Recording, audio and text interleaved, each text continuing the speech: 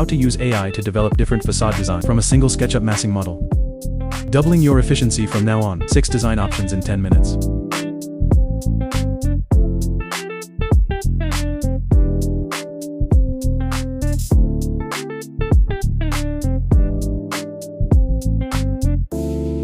Then comes rendering, video walkthrough, and interior visuals. Search for ArchMaster.ai. Go to the design agent and switch to agent mode. Upload your simple massing model and reference images. Enter this prompt, and you'll get different facade designs. By uploading different references and generating multiple times, you can explore a wide range of options. Then switch back to standard mode. Upload the model you just generated.